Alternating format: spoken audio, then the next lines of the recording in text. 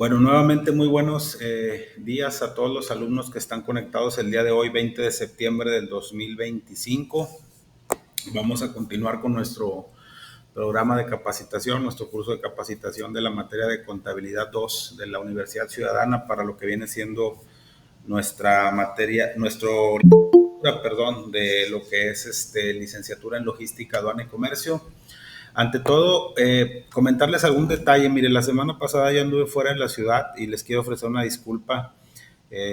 Por un tema personal tuve que salir y ya por cuestiones de logística ya no alcanzaba a dar la clase por la hora en la que se retrasó un vuelo que yo tenía temprano. Y pues bueno, definitivamente ya por el retraso en el tiempo que no iba a alcanzar a llegar a dar la clase en tiempo y forma, por motivo por el cual les mandé un mensaje masivo a todos ustedes donde les solicito que la clase sea el día de hoy. Antes de iniciar, si ya tuvieron la oportunidad de entrar todos ahí a su plataforma, se les va a dar hasta el día 26 de septiembre, es decir, hasta el próximo viernes, para que puedan presentar la tarea de acuerdo a lo que ya habíamos comentado. Y quiero ser muy claro y muy puntual con ustedes. Yo generalmente todas mis clases las estoy dando en tiempo y forma, o las doy generalmente en tiempo y forma, pero siempre salen unos imprevistos. Entonces, esta semana también no me va a poder ser posible dar la clase por un tema de una convención que yo tengo, que no sé a qué hora nos vayamos a desocupar. Sin embargo, quiero comentarles que, salvo la mejor opinión de ustedes, esta semana voy a dar la clase el lunes a las 9 de la noche para terminar de ver lo que viene siendo la unidad número 1, porque todavía nos faltan algunos temas, y que puedan completar su tarea, y el próximo sábado darles el inicio de la unidad 2 y ya posteriormente los martes a las 9 de la noche daríamos las clases, porque este martes sí traigo un tema ahí laboral que me impediría también estar en tiempo y forma, entonces la vamos a adelantar para el lunes a las 9 de la noche, ¿ok? Eso es ahí como comentario, como que ya les voy a mandar un mensaje masivo para que ustedes lo tengan, ¿ok? Ahora sí, vamos a continuar con nuestra explicación. Si recuerdan, no sé si alguien tenga alguna duda, algún comentario, sino para iniciar con la explicación.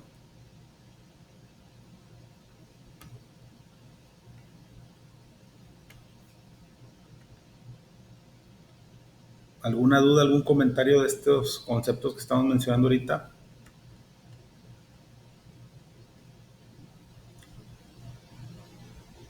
¿No?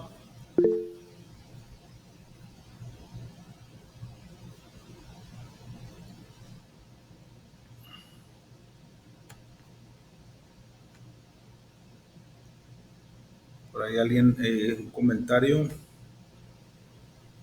Ok, muchas gracias, muy amable, les agradezco bastante. Créanme que no es mi intención estar cambiando las clases, pero a la vez me interesa que cubramos todos los temas que vemos en la unidad. Bueno, no les quito mucho tema, vamos a iniciar mucho tiempo, pero vamos a iniciar para ser productiva, lo más productiva la clase del día de hoy. Si recuerdan, en la clase pasada estábamos viendo ahí algunos conceptos básicos de este curso de contabilidad, donde hablamos de lo que es la contabilidad, qué es la contabilidad, para qué nos sirve la contabilidad, quiénes son esos usuarios de la contabilidad.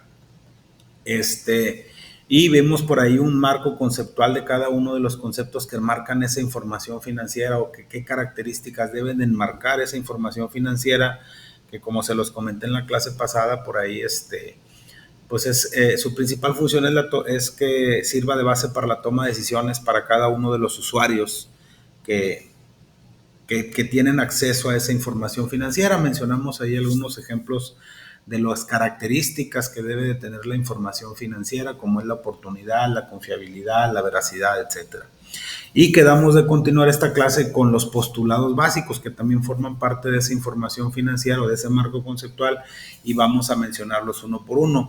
Ahí les estoy proyectando lo que viene siendo esos postulados básicos, que son los que rigen tanto el registro como cómo se debe de actuar con la información financiera y los registros contables. Y vamos a enmarcar o a decir que sin estos postulados, pues obviamente no estaríamos obteniendo una información correcta que sirva de base para la toma de decisiones. Vamos a empezar con el concepto o con el postulado que habla de la sustancia económica. ¿A qué se refiere cuando habla de una sustancia económica? Nos dice que una entidad, una empresa, un negocio debe de prevalecer en la delimitación y operación del sistema de información contable. ¿Qué quiere decir esto? Que el registro de las transacciones de una organización debe de captar su esencia económica y debe de estar de acuerdo con la realidad económica y no solo con la figura jurídica que adopte. Vamos a mencionarlo de una manera más fácil. Todas las operaciones que nosotros registramos en nuestro sistema contable, en nuestro sistema de información, deben de ir acorde con la realidad de la operación.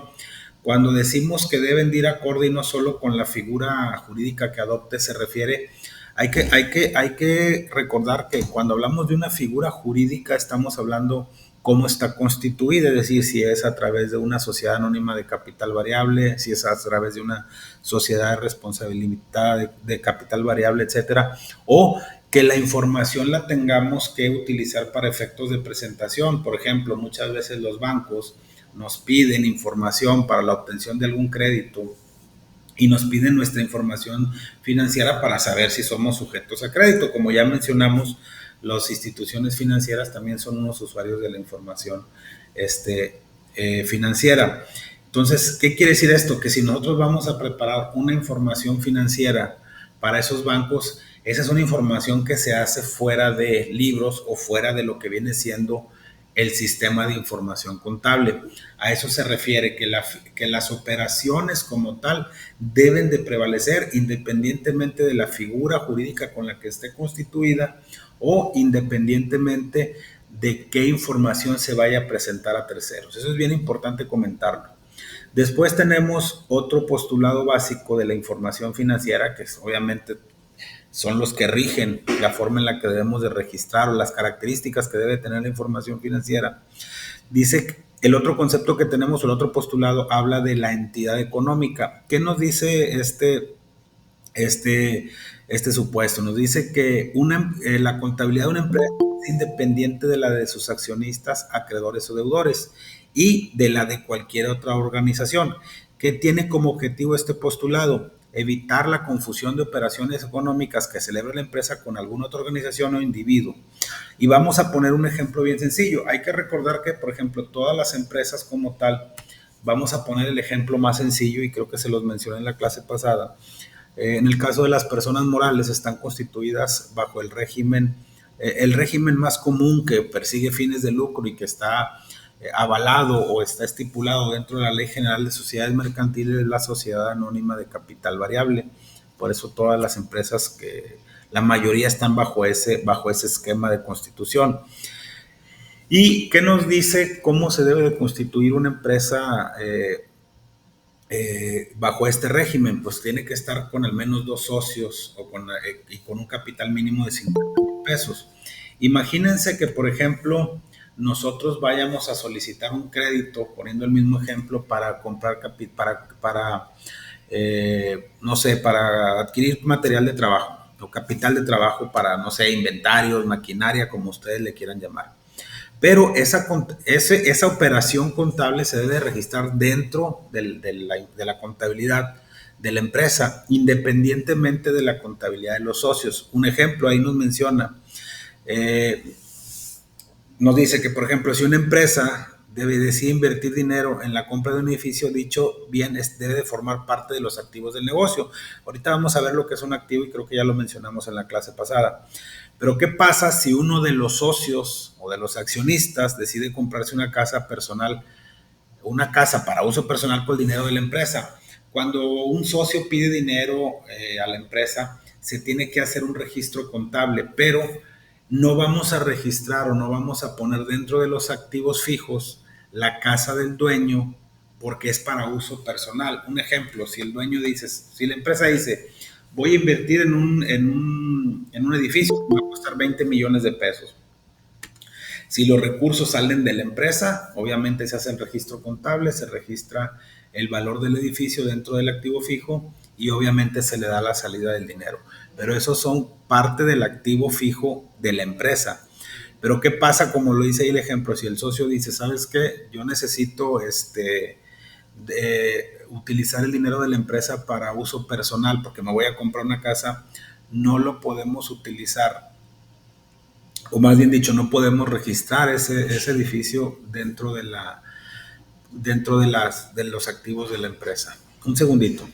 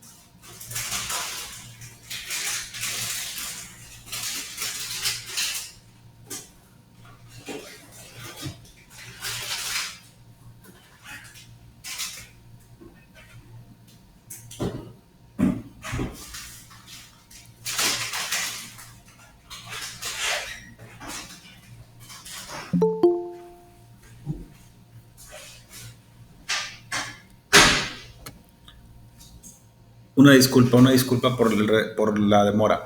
Les decía, entonces, ¿cómo se debe de registrar esa salida de dinero por parte del socio? Pues se tiene que registrar como un adeudo y más adelante el socio tendría que regresar ese dinero porque es independiente la operación que él está haciendo de la contabilidad de la empresa. A eso se refiere con que se debe de respetar el concepto o el postulado de entidad económica. Después tenemos otro postulado básico que habla de lo que es el negocio en marcha.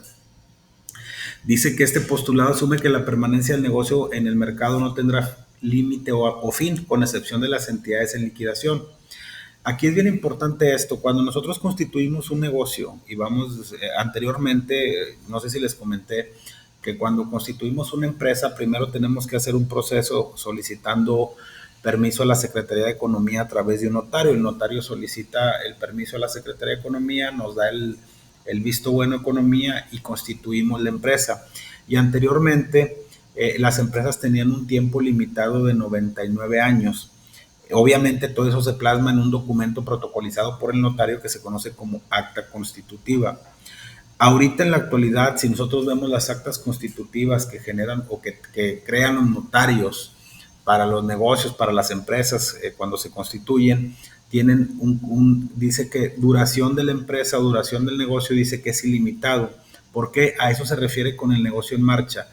Que técnicamente cuando nosotros constituimos una empresa, un negocio, en teoría va a ser por tiempo ilimitado, salvo que exista un tema de una liquidación. ¿Qué quiere decir una liquidación? Que por alguna razón la empresa ya no puede seguir operando, que por alguna razón la empresa, por condiciones de caso fortuito, fuerza mayor, tenga que cerrar y se tenga que liquidar.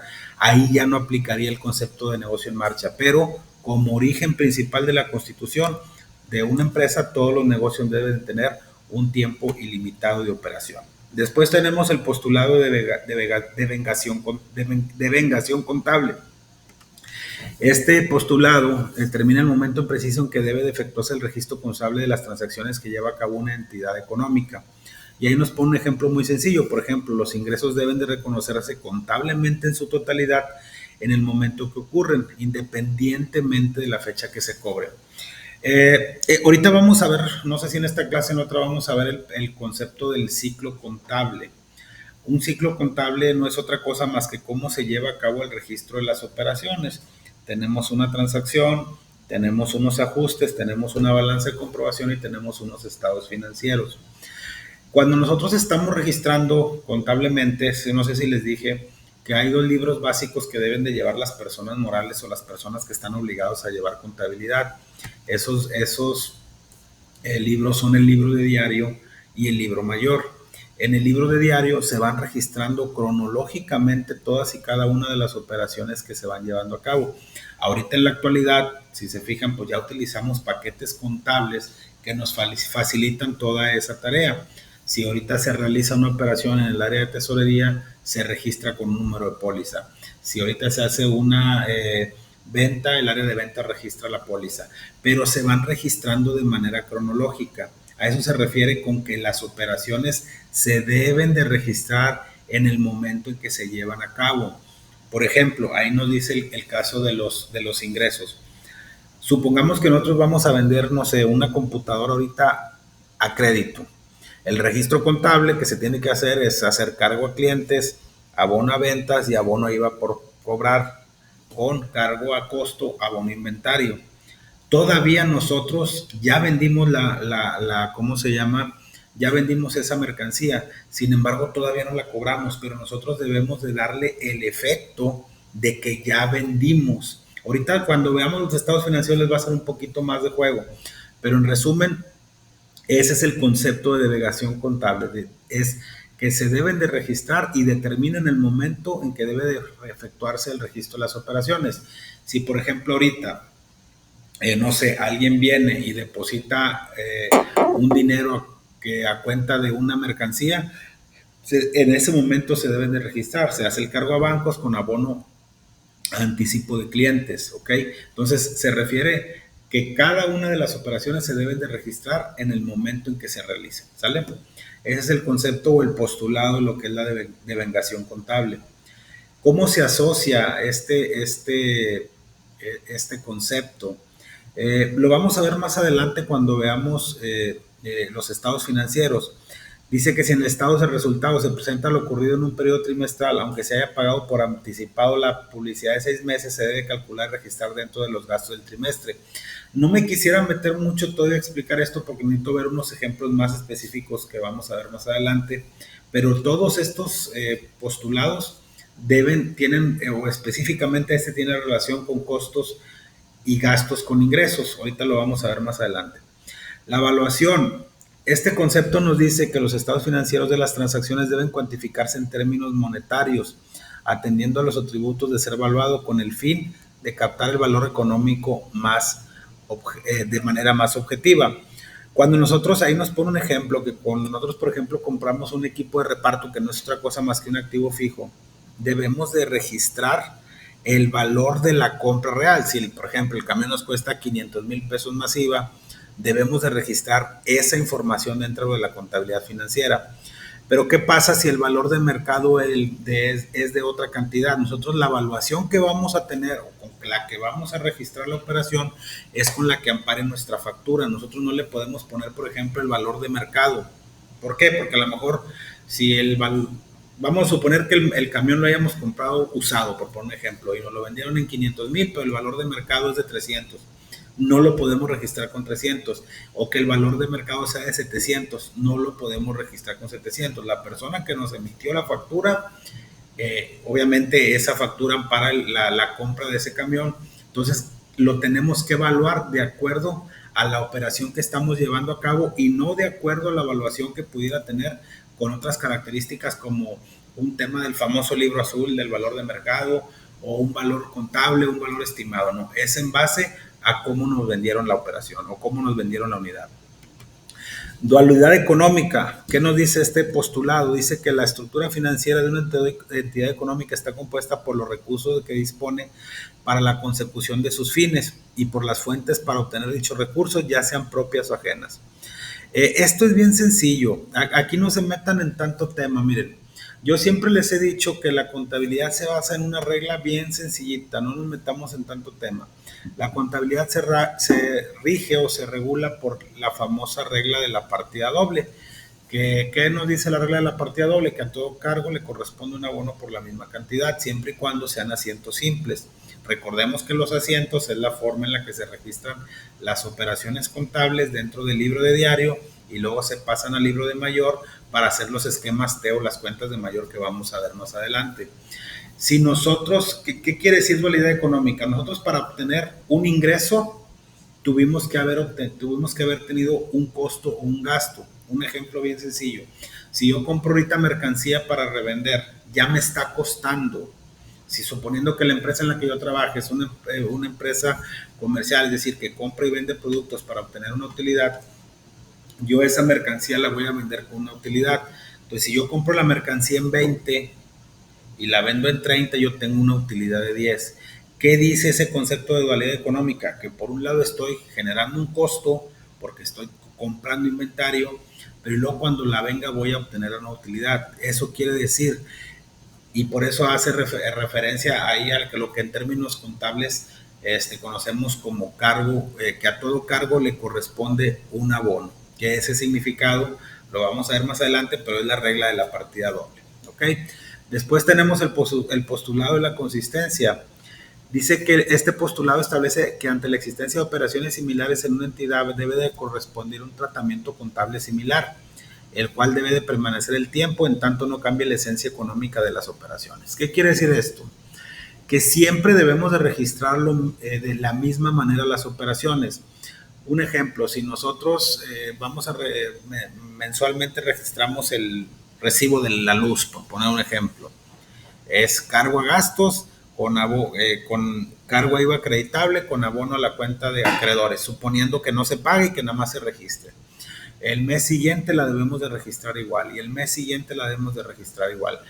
Toda esa consistencia nos sirve para nosotros al momento de que veamos la información financiera, tener la certeza de que las variaciones que tuvo la información financiera no se deben a un problema de que no hay una consistencia en el registro de las operaciones o de las operaciones contables, sino que sea realmente una diferencia por una operación porque aumentó la luz o porque disminuyó la luz o porque la materia prima está más cara o porque está más barata. Es decir, la forma en la que registramos las operaciones, independientemente de su valor económico, siempre debe de ser la misma para la operación similar. Obviamente no vamos a registrar un gasto en una compra de inventario, no vamos a registrar una compra de inventario en una cuenta que no corresponde. Ese es el concepto de consistencia. Eso es bien importante por ahí comentarlo.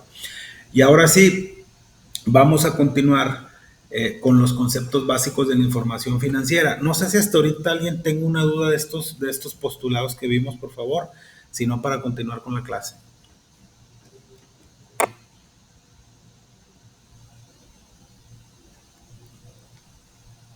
¿Alguna duda, algún comentario? Ok, gracias, muy amable Yamitsu. Vamos a continuar. La literatura nos habla de conceptos básicos de la información financiera. Yo me voy a adelantar un poquito mencionando, cuando nosotros hablemos, tomen este resumen de manera bien sencilla. Acuérdense que hay cuatro estados financieros básicos. El primero es el balance general o estado de situación financiera. El segundo es el estado de resultados o estado de pérdidas y ganancias. El tercero habla de lo que viene siendo estado de cambios en el capital contable.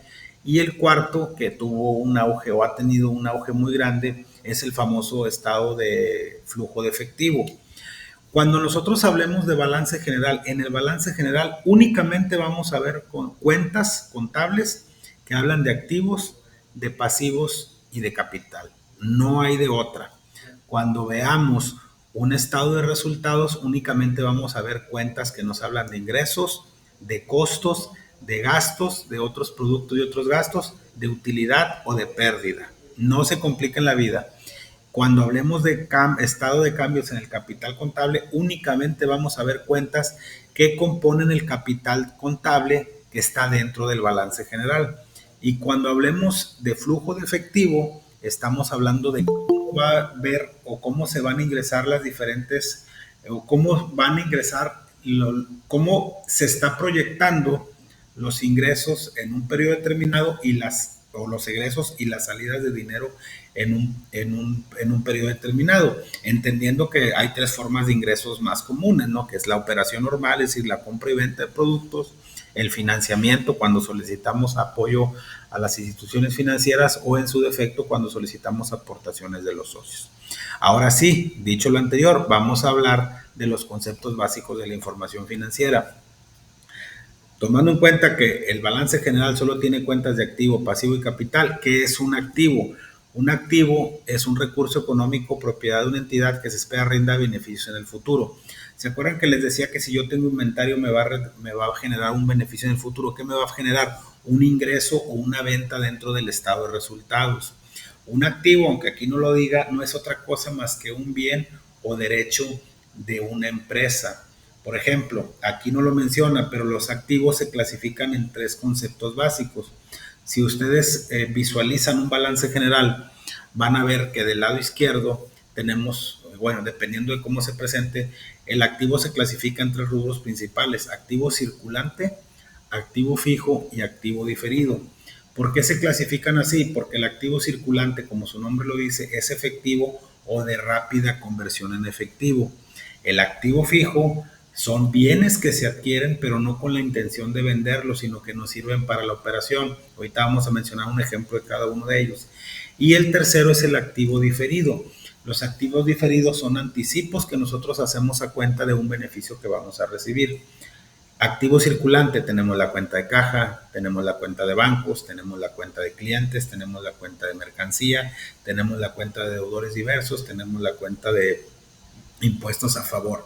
Si se fijan, estas características o son efectivo o son de rápida conversión en efectivo. La caja, pues es dinero líquido que tenemos en resguardo. Los bancos es el dinero que tenemos depositados en las cuentas de las instituciones financieras con las cuales tengamos aperturadas unas cuentas. En el caso de los clientes son cuentas por cobrar, mercancía que ya le vendimos, pero que fueron vendidas a crédito, que aunque no hemos cobrado, pues debemos de tener ya el efecto dentro de la información financiera en el estado de resultados, lo que habla de la de como lo dice el postulado de la de vengación contable. Y luego tenemos los activos fijos, ejemplos de activo fijo. Ahorita pues mencionábamos cuando veíamos el concepto o el postulado de la evaluación. Cuando compramos, por ejemplo, activo fijo, tenemos el equipo de transporte, tenemos el mobiliario y equipo, todo lo que viene siendo mobiliario y equipo de oficina, tenemos los terrenos, tenemos los edificios, tenemos la maquinaria y equipo. Si se fijan, son activos porque son derechos y bienes que nosotros adquirimos y forman parte del patrimonio de la empresa, pero no los compramos con la intención de venderlos, sino ¿para qué queremos el equipo de transporte? Para poder distribuir nuestros productos. ¿Para qué queremos el edificio? Para poder operar y tener oficinas administrativas o de venta, etcétera. ¿Para qué queremos el equipo de cómputo que se me olvidó mencionar? Pues porque el área de ventas, el área de administración, el área administrativa, perdón, tiene que tener ese equipo de cómputo para poder operar. ¿Para qué queremos maquinaria? Suponiendo que fuéramos una empresa del ramo de producción, pues para producir aquellos artículos o bienes que van a ser destinados para su venta. Eso no significa que no se puedan vender, claro que se pueden vender, pero no es el origen principal por el cual fueron adquiridos. Y luego tenemos los activos diferidos. Vamos a suponer que ahorita la empresa en la que yo trabajo va a hacer una campaña de publicidad con alguna radiodifusora y nos cobran, no sé, para poner un ejemplo así cerrado, nos cobran 120,000 pesos por año, pero nos lo piden el dinero por adelantado. Nosotros tenemos que registrar esa operación cargándole a la cuenta de publicidad o de activo diferido dentro de del balance general con abono a la cuenta de bancos.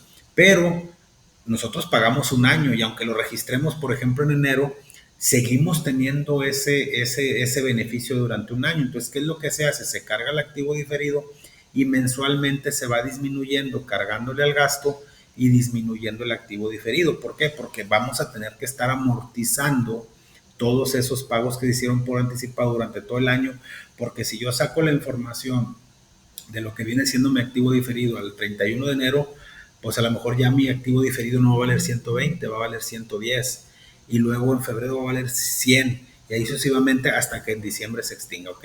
Los activos diferidos se amortizan, pierden su valor conforme se van consumiendo esos anticipos y los activos fijos se deprecian, es decir, que van perdiendo su valor con el paso del tiempo de acuerdo a unas tasas que nos marca la Secretaría de Hacienda a través del Código Fiscal de la Federación y de acuerdo a lo que nos dicen esos porcentajes podemos disminuir el valor y mandar la parte de ese valor a un gasto que se va al estado de resultados. Entonces, no se compliquen, los activos son todos aquellos bienes y derechos que forman parte del patrimonio de la empresa y que están y se ven reflejados dentro del balance general. Obviamente los saldos que nosotros vemos en el balance general, como se lo dije en la clase pasada, es el resultado de todas y cada una de las transacciones que se están haciendo de manera mensual y que al final, cuando hacemos un corte el 31 de enero, el 28 de febrero, el 31 de marzo, vemos cómo son los saldos de esos activos.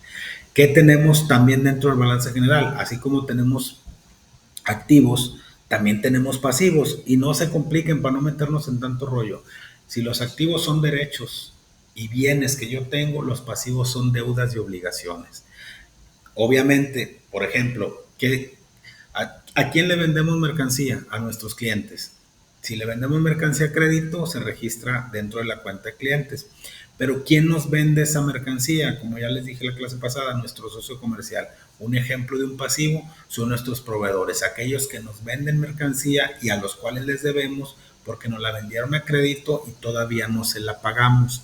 Así como nosotros le vendemos a los clientes mercancía a crédito y todavía no la cobramos, así nuestros proveedores nos dan mercancía a crédito y todavía no se las pagamos. ¿Qué otro ejemplo tenemos de pasivos? Los acreedores, es decir, aquellas personas a las que les debamos por un concepto distinto a la compra de mercancía. Si un socio hizo un préstamo, si le pedimos un crédito bancario si le pedimos un crédito, sí, bancario a una institución financiera, pues lo podemos registrar dentro de los acreedores, dependiendo de su tiempo de vencimiento. Algo que se me olvidó comentarles ahorita es que los activos, así como se clasifican, acuérdense que se clasifican de mayor a menor grado de disponibilidad en efectivo. Caja, bancos, clientes, deudores, mercancía, se convierten rápido en efectivo. Los activos fijos no y los otros tampoco. Sobre todo los diferidos, porque pues ya pagamos por anticipado. Y los pasivos, que son deudas y obligaciones, también se clasifican de mayor a menor, pero no de grado de disponibilidad en efectivo, sino de la exigibilidad que tienen los terceros para las deudas que tienen con nosotros. ¿Alguien levantó la mano? Sí, José. Profesor, los pasivos se clasifica también a largo plazo, sería circulante perdón, a corto plazo y a largo plazo sería no circulante. Sí, el corto plazo es circulante, el largo plazo es fijo y el pasivo diferido, así como hacemos anticipos a cuenta de un beneficio, en el caso del pasivo diferido son cobros que hacemos por anticipado. A lo mejor ahorita no mencioné, por ejemplo, en el caso, si vamos a suponer que la empresa en la que trabajemos tengamos, paguemos renta. Nosotros pagamos por adelantado un año, tenemos un activo diferido que se llama rentas pagadas por anticipado. Pero ¿qué pasa si nosotros tenemos locales que rentamos y a quien le rentemos nos paga por adelantado 2 años?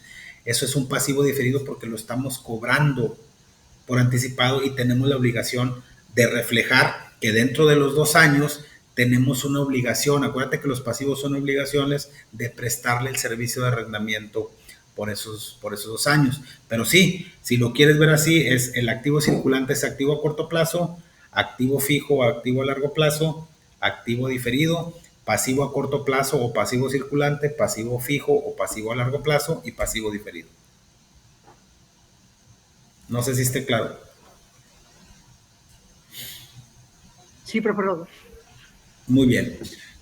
Les comentaba ahorita que se clasifican, ¿qué clase de pasivos fijos tenemos? Pues tenemos los acreedores hipotecarios, porque acuérdense que las hipotecas generalmente tenemos nosotros que pagarla en un plazo menor a un año. Cuando hablemos a corto plazo o que hablemos de activos o pasivos circulante, estamos hablando de operaciones que son menores a un año. Ya mayores a un año entran dentro tanto de pasivos fijos o a largo plazo como de activos fijos. ¿Ok? Tenemos también los acreedores hipotecarios o los préstamos bancarios a largo plazo. Y los pasivos diferidos son aquellos que tenemos la obligación de prestar un servicio en el futuro. Si ahorita nosotros nos dedicáramos al arrendamiento y alguien nos paga 5 años adelantados de renta, pues lo tenemos que, así como en el activo diferido mandamos al gasto la parte proporcional por el periodo en el que vamos a recibir el beneficio de ese anticipo que dimos, en el caso de los pasivos diferidos tenemos la obligación de manera gradual ir amortizando y mandar ese cobro que hicimos adelantado a un ingreso dentro del estado de resultados. ¿Ok? Eso es en cuanto a lo que viene siendo activos y pasivos. Y luego después tenemos lo que viene siendo el capital. El capital es el patrimonio de los dueños conocidos como accionistas. Se compone principalmente de las aportaciones de los socios. Ojo, esos socios, estas aportaciones de los socios es denominado capital social. Y las utilidades o las pérdidas que se generen dentro del estado de resultados forman parte del capital. Aunque aquí diga capital, debe de ser capital contable. Si lo queremos ver en una fórmula sencilla, cuando veamos un balance general, el balance general está constituido por activo, o la fórmula es activo es igual a pasivo más capital contable si lo vemos el balance general en forma de cuenta. Si lo vemos en forma de reporte, es activos menos pasivos es igual a capital contable. Es decir, si yo a todos mis activos, si tengo 20 millones de pesos, le resto el total de mis pasivos, que son 15, mi capital contable es de 5. Y a lo mejor de esos 5, 1 millón fueron de capital social, que aportaron los socios cuando constituyeron la empresa, y los otros 4 millones se compone de tanto las utilidades o las pérdidas que la empresa ha tenido durante toda la existencia, y esas utilidades y esas pérdidas se generan dentro del otro estado financiero que les mencionaba, que es el estado de resultados. ¿Sale? Hasta ahorita alguna duda, alguna pregunta de lo que estamos viendo. Por favor, con toda confianza, si no, díganme y lo volvemos a explicar.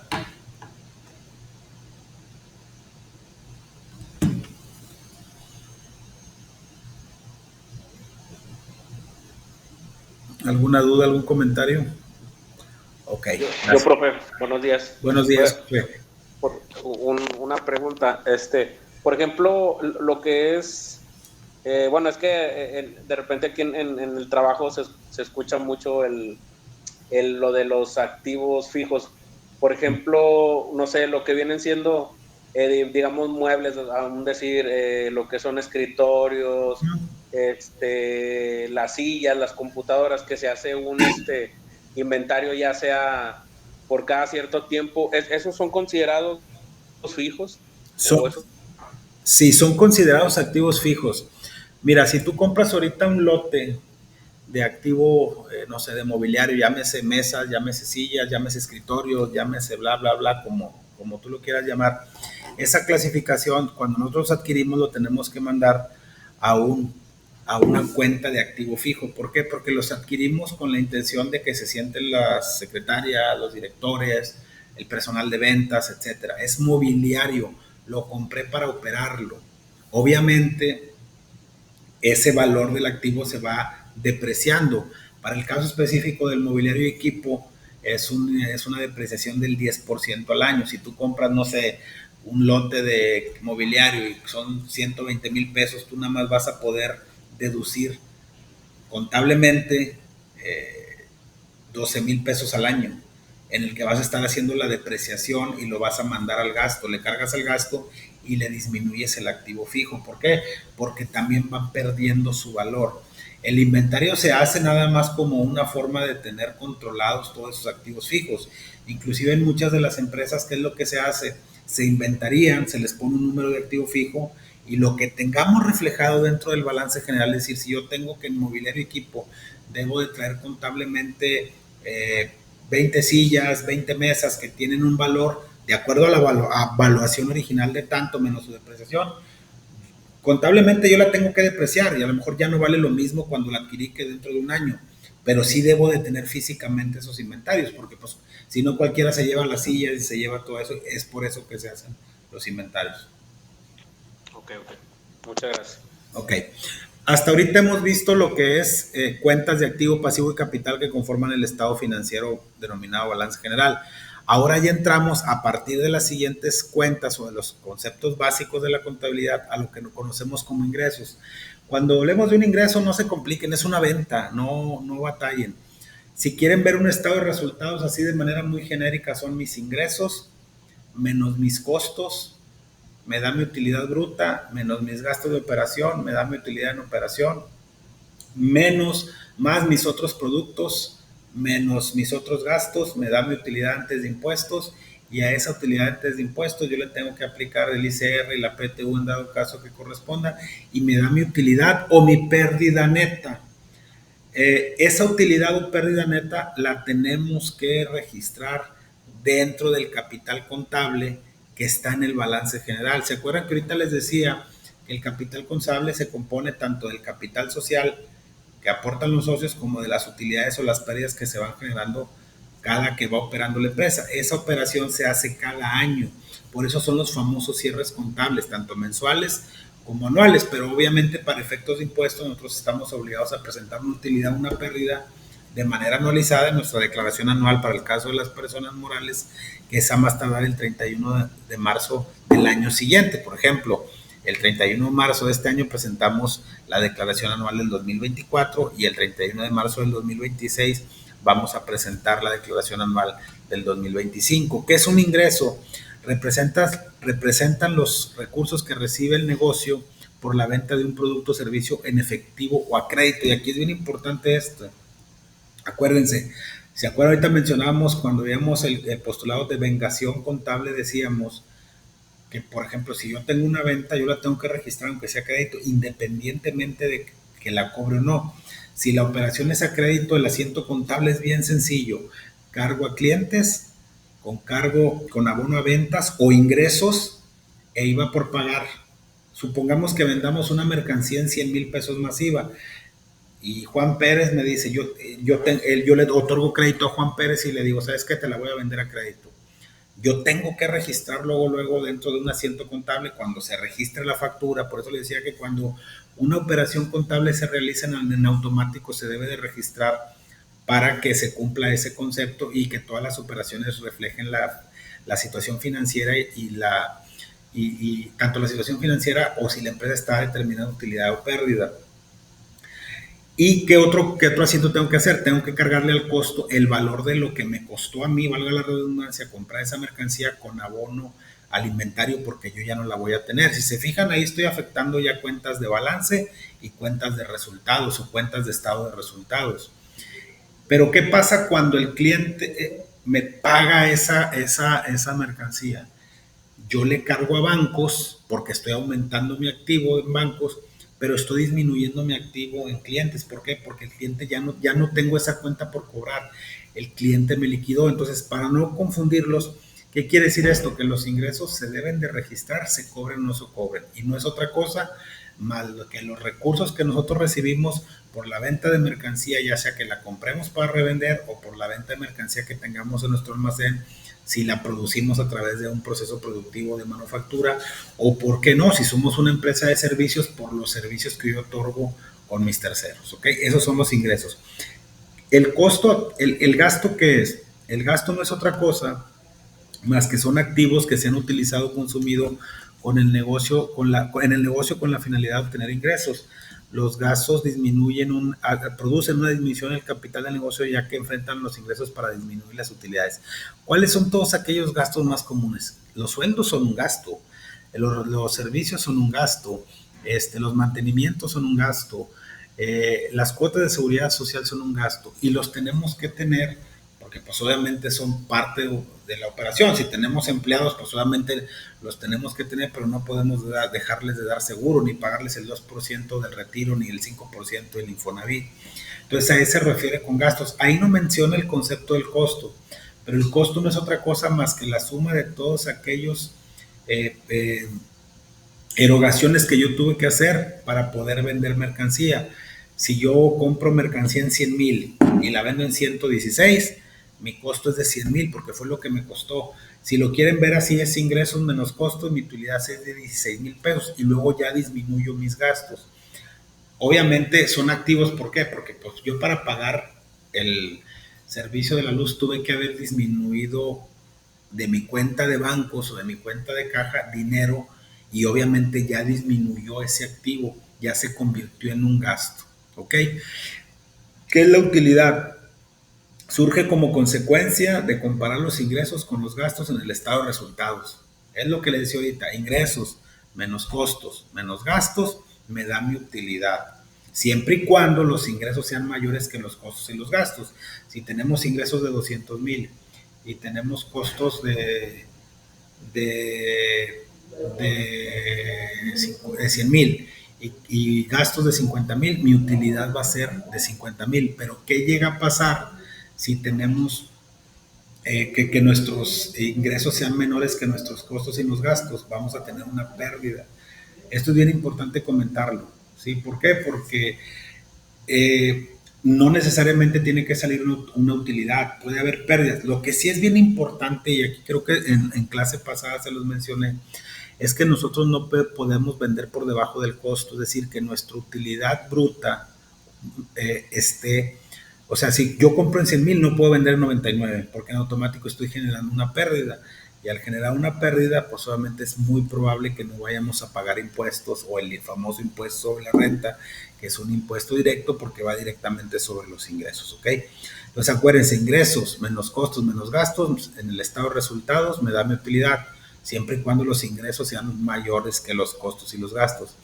Ingresos menos costos menos gastos me da mi pérdida cuando los costos y los gastos son mayores que mis ingresos, ¿ok? Ahorita les mencionaba que hay una ecuación contable básica. Miren, activo es igual a pasivo más capital contable. Esto es cuando vemos un balance general dentro en una forma de cuenta. Activos menos pasivos es igual a capital contable, que es cuando vemos el balance general en forma de reporte, ¿ok? No me quiero meter ya en los demás temas, esto es nada más comentarles cómo funcionan. Aquí, por ejemplo, activos es igual a pasivo más capital, que es el capital social más las utilidades o las pérdidas retenidas, tanto del periodo como del ejercicios anteriores, ¿ok? Ya lo demás vienen siendo puros ejemplos de operaciones, de registros, que ahorita no nos vamos a meter a ver porque sí nos tardaríamos un poquito más de tiempo. Pero lo importante es que conozcamos esos conceptos básicos de la contabilidad. Activo, pasivo y capital forman parte del balance general. Ingresos, costos y gastos y el resultante, ya sea utilidad o pérdida, forman parte del estado de resultados. Y lo que determine el estado de resultados, ya sea utilidad o pérdida, va dentro del capital contable, dentro de nuestro balance general. ¿Sale? Hasta ahorita algún comentario, alguna duda de estos temas, sino para avanzar en la siguiente en el siguiente tema, para hablar ya de las cuentas contables. Sí, Josué, adelante. O Enriqueta, no sé quién levantó primero la mano. Pues no sé, ¿quieres hablar, José? Te doy. Adelante. Bueno, si no yo. Sí, en cuanto a lo de la actividad, lo que explicamos al final, da un poquito de tiempo para eso. Es que traigo un poquito ahí de dudita en cuanto en acomodar los ingresos y los gastos. A ver, no la escuché bien, Enriqueta. ¿Cuál es la duda, perdón? Sí, que si al final va a dar un momentito para lo de la tarea, porque traigo ahí una dudita en cuanto a acomodar los ingresos y los egresos o gastos. Sí, sin problema. Sí, sin problema. Ok, lo vemos al final. Gracias. Sí. ¿Alguien más que tenga algún comentario? Si no, para seguir con la siguiente proyección.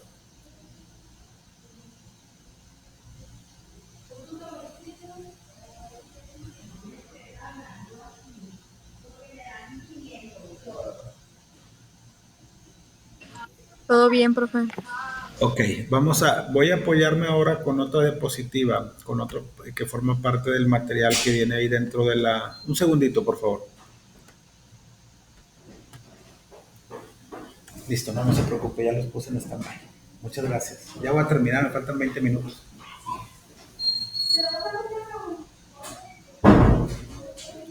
Si alguien, por favor, me puede informar si se ve bien la diapositiva, se lo agradecería. O el material.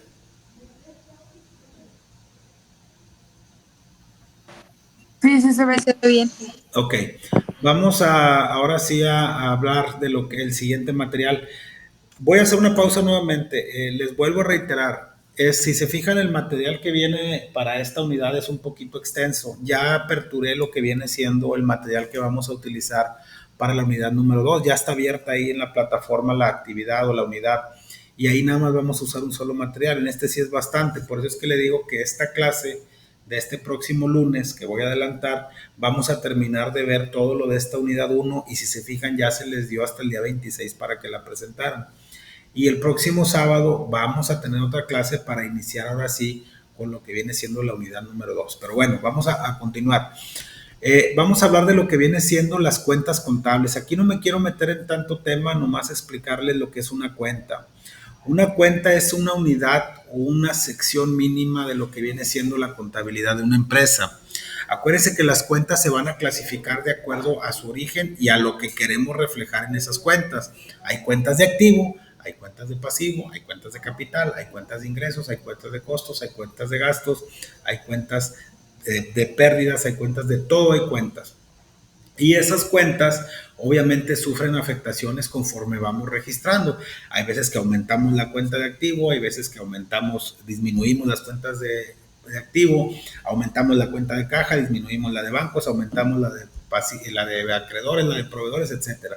Todo eso que vemos registrado o todas las alteraciones que se ven registradas en cada una de los rubros que vemos son en base a las afectaciones que hagamos a esas cuentas que tenemos en la contabilidad. Cuando utilizamos un sistema de registro electrónico, es decir, que no lo tengamos que hacer manual, cuando utilizamos un software, utilizamos algo que le conocemos como catálogo de cuentas. Los catálogos de cuentas no es otra cosa más que un orden clasificado de cada una de las cuentas que componen esa contabilidad. Y obviamente ese catálogo de cuentas puede ser tan corto o tan extenso en base a dos factores principales. El principal, o el primero, más bien dicho, es al volumen de operaciones de una empresa. Si ustedes me dicen, oye, trabajo en una empresa pequeña que tiene 100 empleados, pues a lo mejor el catálogo de cuentas no va a ser tan extenso en cuanto a la cantidad de cuentas. Si trabajas en una empresa como Bebidas Mundiales, como FEMSA o como Teléfonos de México, o como Telcel o como ustedes le quieran llamar, pues el catálogo de cuentas va a ser mayor porque pues obviamente tienen más empleados, tienen más secciones, más centros de costos, etcétera.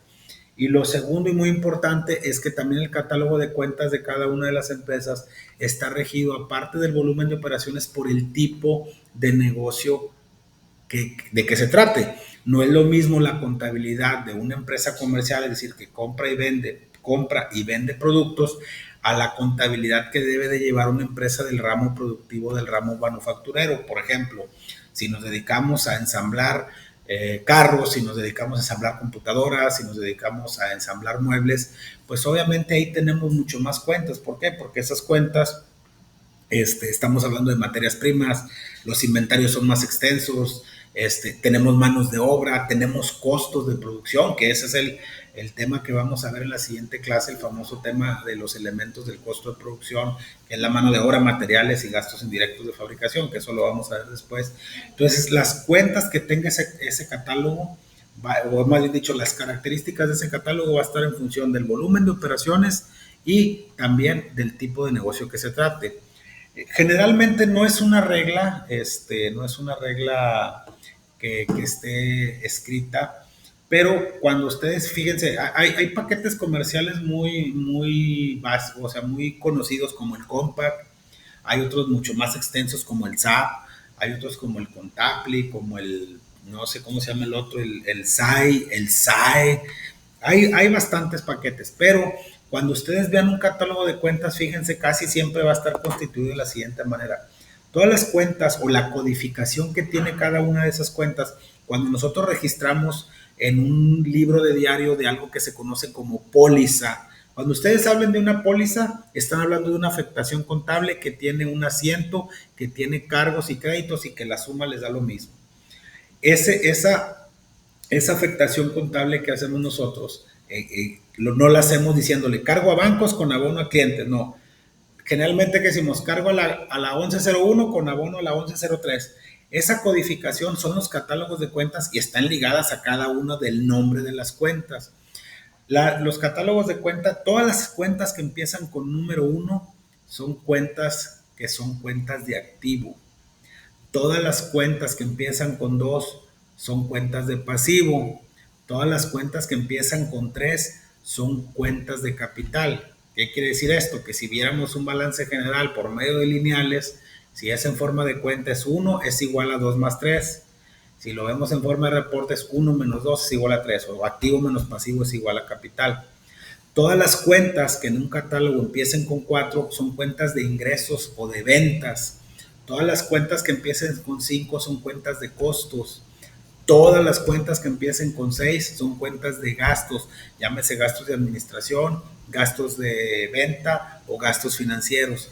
Todas las cuentas que empiezan con 7 son las cuentas de otros productos y otros gastos, que son aquellas operaciones dentro del estado de resultados, que como su nombre lo dice, son otros ingresos, otros gastos, pero que no tienen nada que ver con la operación de vender. Al principio de la clase decía un alumno, una persona, que hablaba de los activos fijos y que yo también les mencionaba que esos se adquieren con la intención de operarlos, pero no de venderlos. Pero ¿qué pasa si un mobiliario ya es inservible y yo lo quiero vender? Pues lo puedo vender. Tengo que ver si me sale una utilidad o pérdida contable. Si me sale una utilidad contable, debe ir dentro de esos otros ingresos. No lo puedo poner en la parte de arriba de los ingresos porque no es mi operación principal. Si me sale una pérdida contable en la venta de ese activo fijo, lo debo de meter como otros gastos. ¿Por qué? Porque no son gastos de operación normal. Es lo que me costó vender ese mobiliario, ¿ok?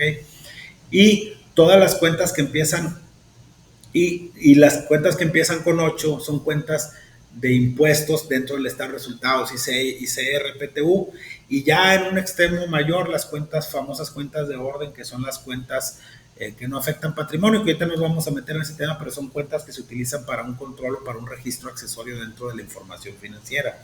Entonces, esa es la forma en la que se clasifican de una manera muy general todas y cada una de las cuentas dentro de lo que es una contabilidad. Pero una cuenta no es otra cosa más que un segmento de una contabilidad en forma que hace que identifiquemos si una cuenta es de activo, pasivo, capital, ingresos, costos, gastos, etcétera, y que obviamente está codificada dentro de algo que se llama catálogo de cuentas, ¿sale?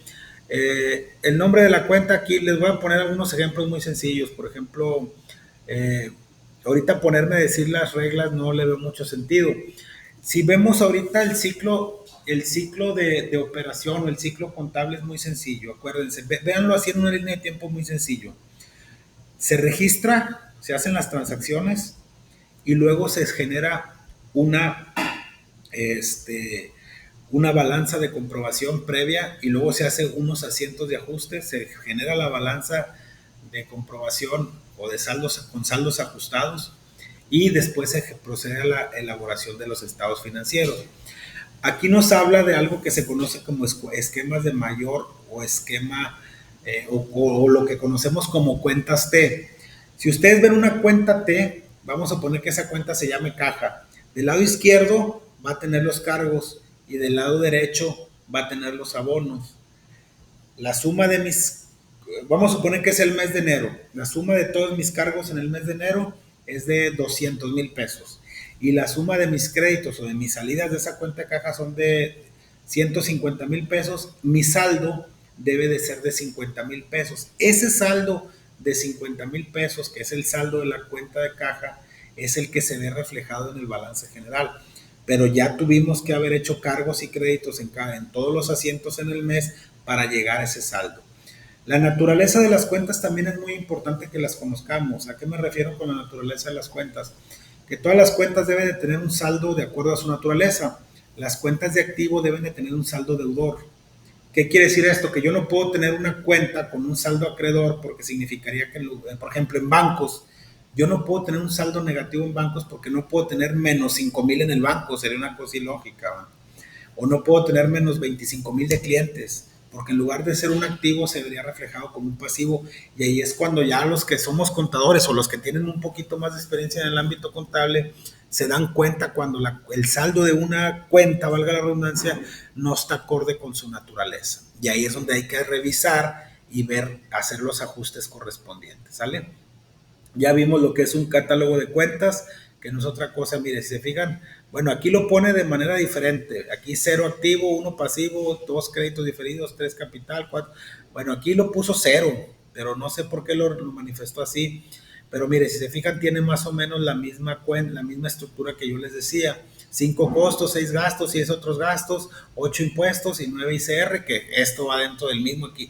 Yo creo que lo hicieron así porque generalmente los unos son activos, 2 pasivos, 3 capital, bla, bla, bla, bla, bla, bla, bla. Y ahora si se fijan, aquí les pueden poniendo unos ejemplos de esa estructura, de un catálogo de cuentas. Si se fijan, bueno, aquí empieza con 0, pero bueno, el 0, todas las que empiezan con 0 dice que son activos. Aquí está caja, bancos, documentos, bla, bla, bla. Todas estas son cuentas de activo, independientemente de si son fijo o diferido. Y luego tenemos los no circulantes, deudores hipotecarios, bla, bla, bla, equipo de reparto, que son los activos fijos que vienen aquí, ¿sí?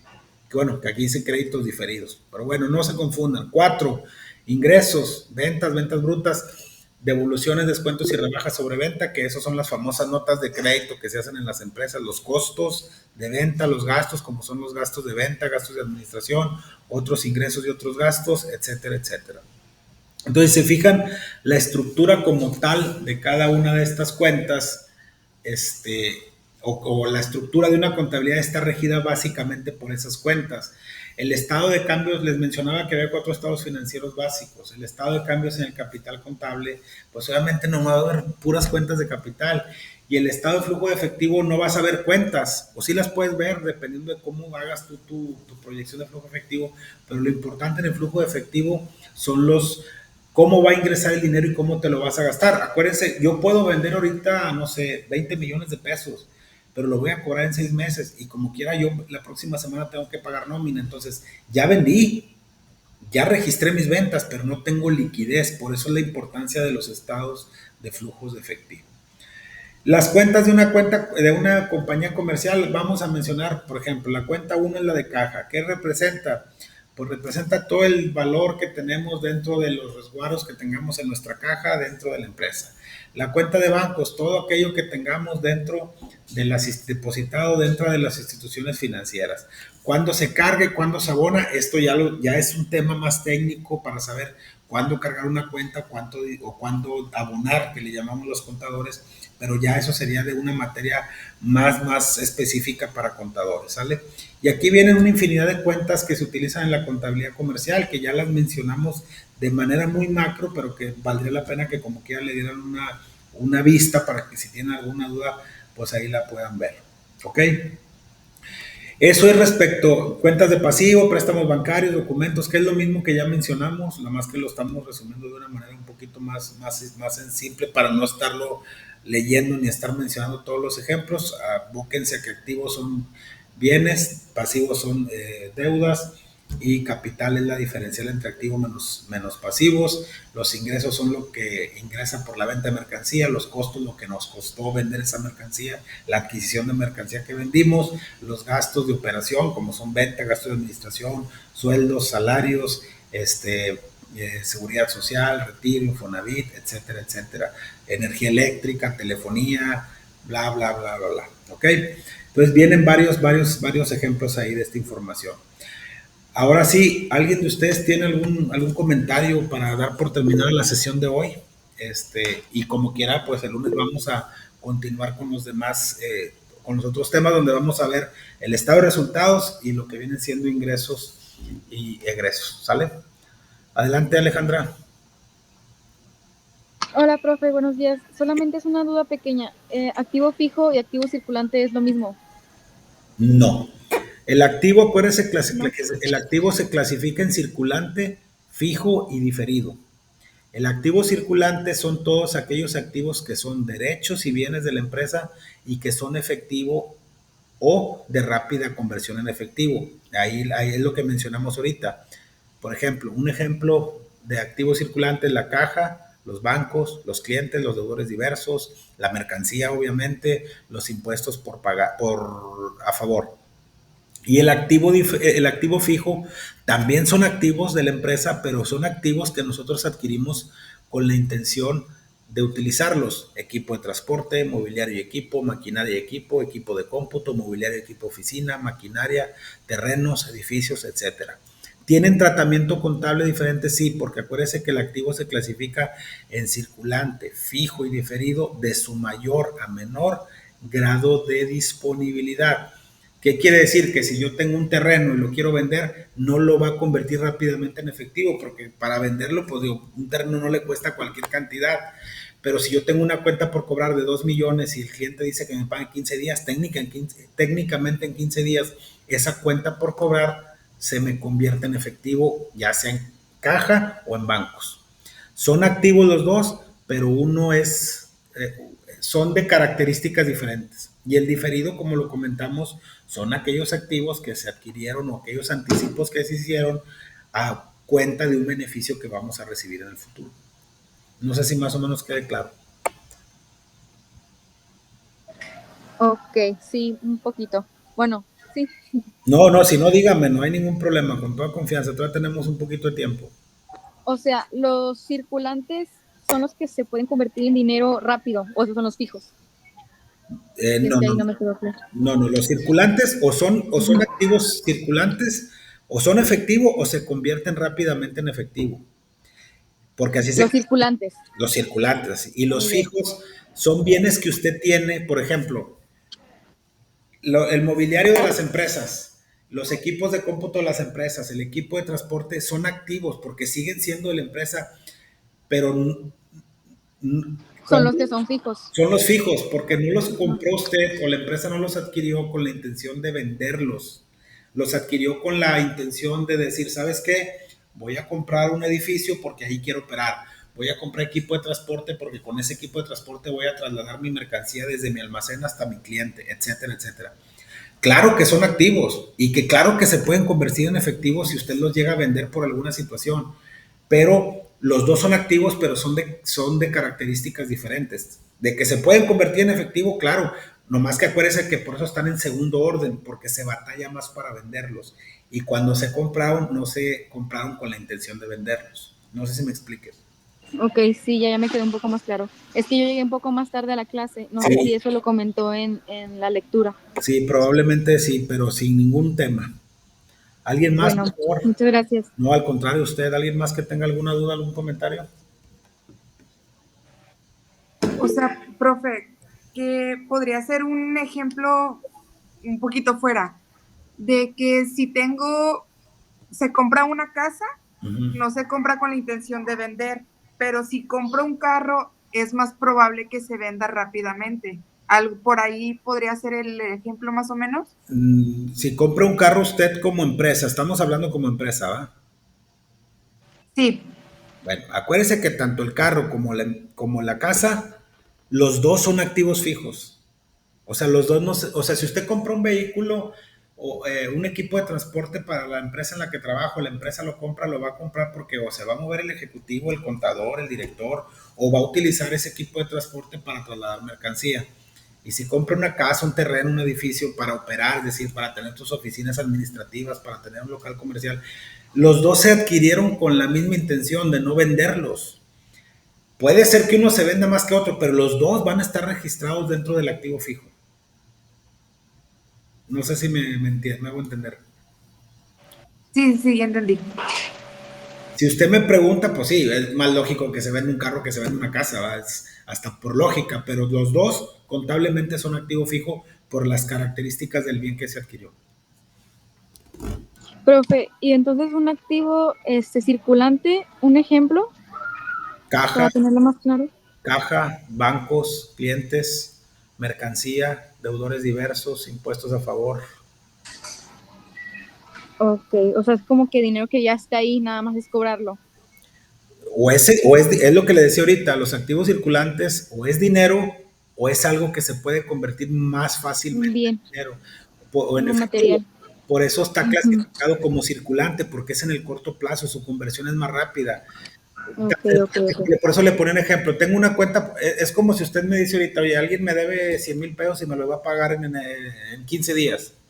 Es una cuenta por cobrar, ya sea de clientes o de deudores diversos. Pero ¿qué pasa si usted dice, pero quiero vender mi casa? Lo que quiera, que si las condiciones normales se dan, es más fácil que le paguen a que venda la casa. Ok, sí, ya me quedó un poco más claro. ¿Sale? Muy bien. Sí. ¿Alguien más? ¿Alguna duda? Con toda confianza, por favor, antes de dar por terminada la clase.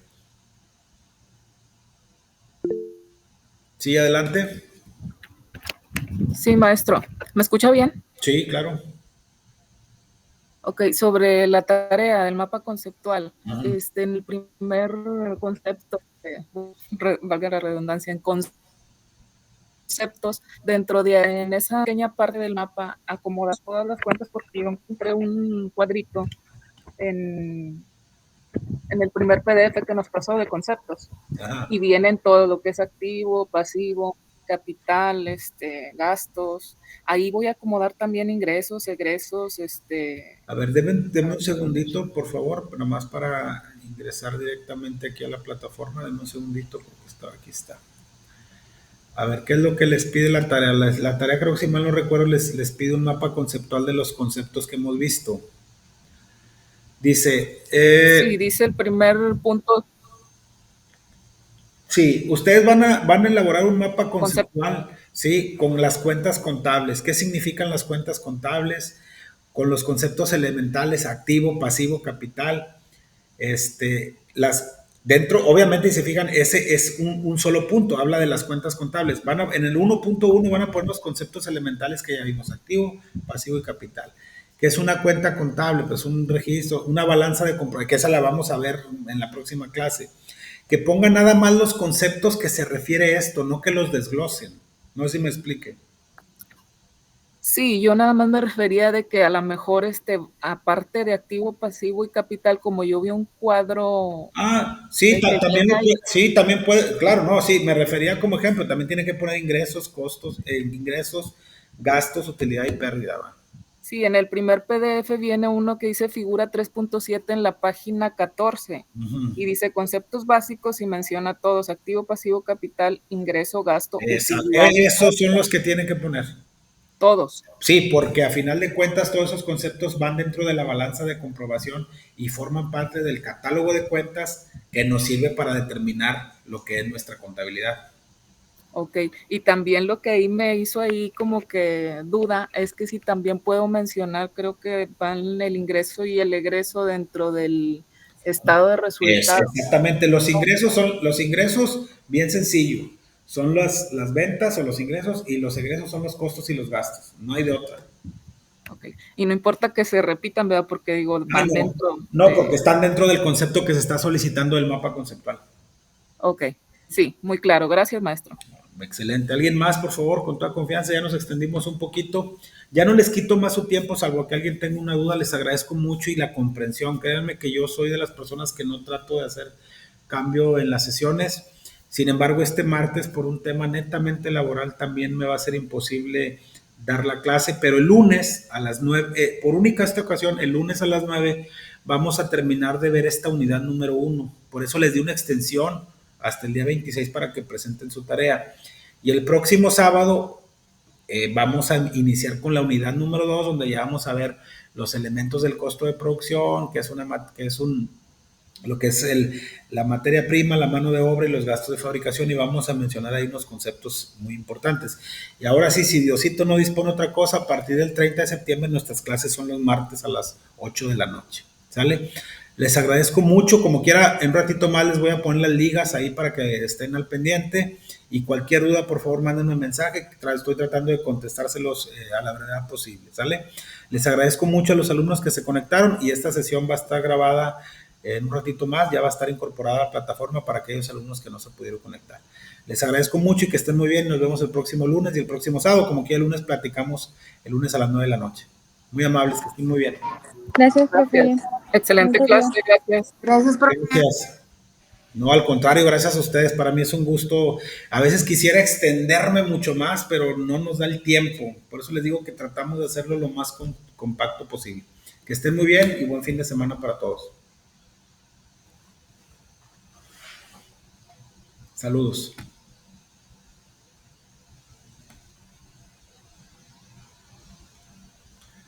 Gracias, Janis, muy amable.